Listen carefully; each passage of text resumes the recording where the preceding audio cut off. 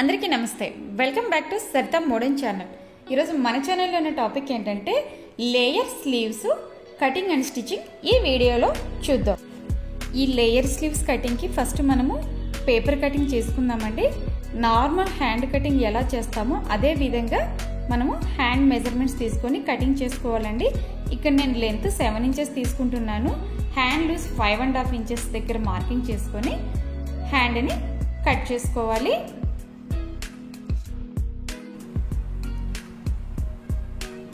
Normal గా మనం blouse కి హ్యాండ్ కటింగ్ ఏ విధంగా చేసుకుంటామో అదే విధంగా ఇక్కడ నేను డ్రా చేసుకొని కట్ చేసుకున్నానండి। సో ఇప్పుడు మధ్యలోకి ఇలా ఒక పిన్ సెట్ చేసుకోండి, మీకు ఫోల్డింగ్ అనేది జరగకుండా ఉంటుంది। ఇప్పుడు కింది వైపున లూజ్ పెట్టుకున్నాం కదా, అక్కడ 1 ఇంచ్ తేడాతో ఇలా మార్కింగ్ చేసుకోండి। నెక్స్ట్ మనం మార్కింగ్ చేసుకున్నాం కదా, అక్కడ పైన ఒక 1/2 ఇంచ్ గ్యాప్ వదిలేసి ఇలా చివరి వరకు కట్ చేసుకోండి।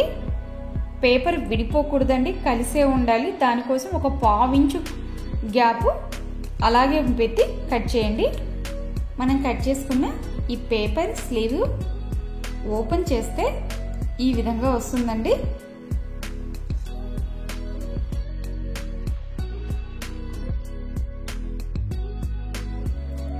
నెక్స్ట్ పేపర్ కటింగ్ని మెయిన్ ఫ్యాబ్రిక్ మీద ఈ విధంగా స్ప్రెడ్ చేసి పిన్నులు సెట్ చేసుకోండి।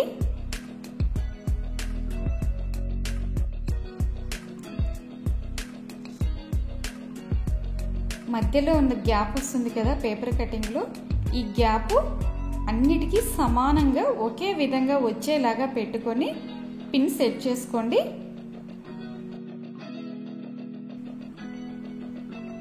ఇప్పుడు కింది వైపున అదే విధంగా పై వైపున కూడా మార్కింగ్ చేసుకోండి।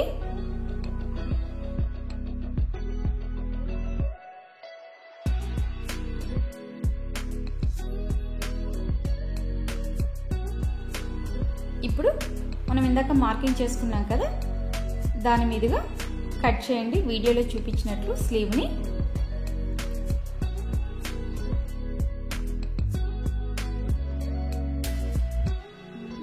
ఇప్పుడు పేపర్కి ఉన్నటువంటి పిన్నులన్నిటిని విడదీసేసేయండి। సో మన హ్యాండ్స్ అనేది ఈ విధంగా వస్తుంది।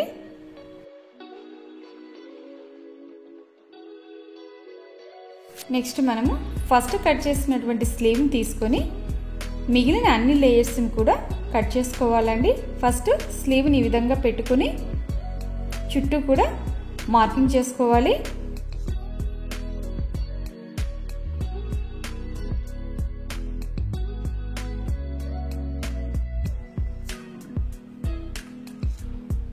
సెకండ్ లేయర్ 1 ఇంచ్ తగ్గించి మార్కింగ్ చేసుకోండి। అంటే ఫస్ట్ లేయర్ మనం 7 ఇంచెస్ తీసుకున్నాం కదా, సో సెకండ్ లేయర్కి వచ్చేసరికి 6 ఇంచెస్ దగ్గర ఇలా మార్కింగ్ చేసుకొని కట్ చేసుకోవాలి సెకండ్ స్లీవ్ కూడా।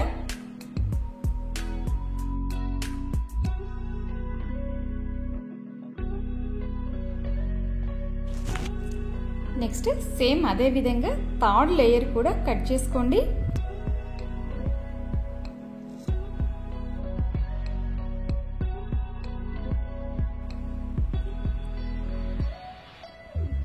నెక్స్ట్ అదే విధంగా థర్డ్ లేయర్ కూడా కట్ చేసుకోవాలండి।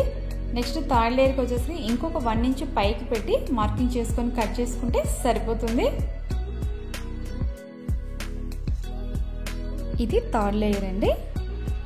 సో ఇప్పుడు మనం కట్ చేసుకున్న లేయర్స్ అన్నిటిని ఇలా ఒకదాని మీద ఒకటి పెట్టి స్ప్రెడ్ చేసి పిన్ సెట్ చేసుకోండి। టోటల్గా 3 లేయర్స్ వచ్చేసాయి ఇక్కడ।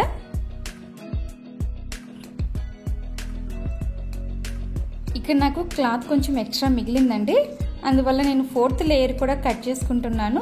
సో మనం థర్డ్ లేయర్ పైకి 4th లేయర్కి వచ్చేసరికి ఇంకొక 1 ఇంచ్ పైకి స్ప్రెడ్ చేసుకొని కట్ చేసుకోండి।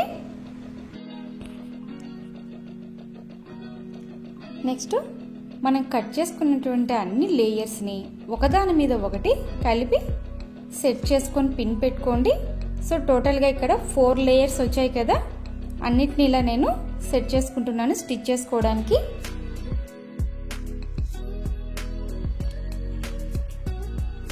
ఇప్పుడు పై వైపున స్టిచ్ వేసుకోవాలండి కలిపి।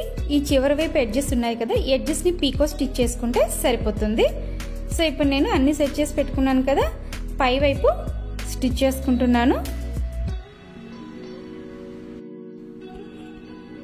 ఈ లేయర్ స్లీవ్స్ని మనము మల్టీ కలర్ ప్లెయిన్ ఫ్యాబ్రిక్తో కూడా మన డ్రెస్కి మ్యాచ్ అయ్యే విధంగా చూసుకొని స్టిచ్ చేసుకుంటే చాలా అట్రాక్టివ్గా ఉంటుందండి.